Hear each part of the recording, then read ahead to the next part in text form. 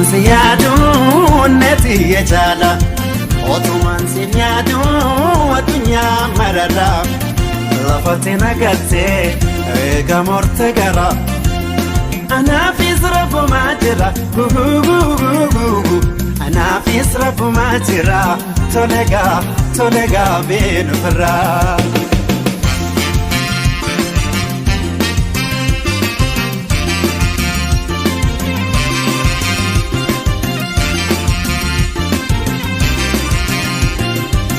Rakko balla hunda walin keessa tarre wal malee maal qabna waliin jecha turre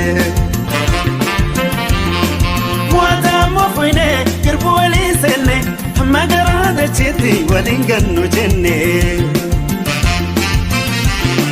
Sanuuti hanqatte abjuudhaatti hafte makaalti yeekaloo duudanaatti galte Antante uchete papaye wangalu kuyani yoda geti alkanis wambulu Atunya ranjiru wanisina jalu namni akaboti wajala dantolu Kakana manjire rafiki ya budan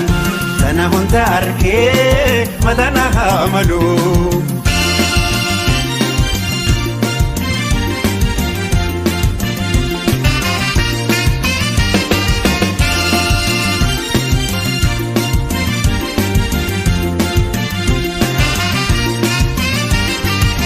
Otuman siyadu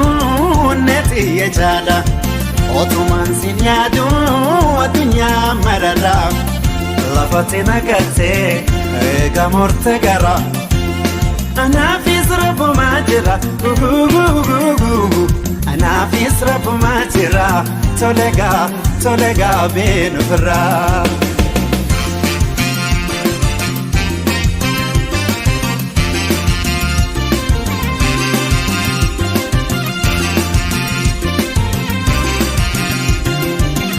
Yanni kana marte akka warri rooba imimmaan jaalala darra warra raba Maaliif wal baranne seentaa gaafa yaada kaanis ibduun akka qaba Namni wal jaalatu waliin dhaadatu otoo lubbuun jiru akkami wal dhaba Mata wal kabate inte mukanama situna rafude kamachu jolomo Kanjalati chefte inkarre gama amtu sinakini beno firahuma Tunis ne tabarti yoteron cherate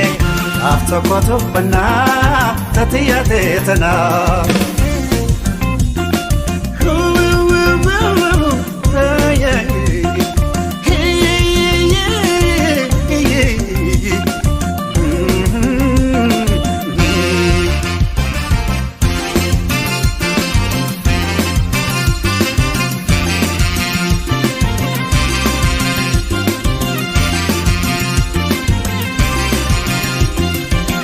Rakko balla hunda walin keessa tarre wal malee maal qabna waliin jecha turre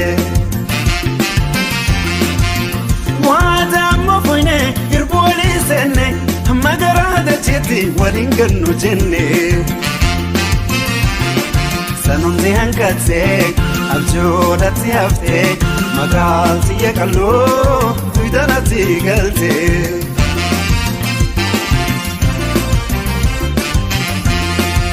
Boramara jirtare, mulakara jirtare, nagelera jirtare, bale kesa jirtare, jimma kesa jirtare, arsi kesa jirtare, shawa kesa jirtare, rifattena ruftare, imimman ko aitare. Wayo, Demi na jenu, awagin dide amna, sakaler ko nakabo, kananja dada tupana, namanu yane yana, marane kamita, namanu yane yana, Marane, marane kamita.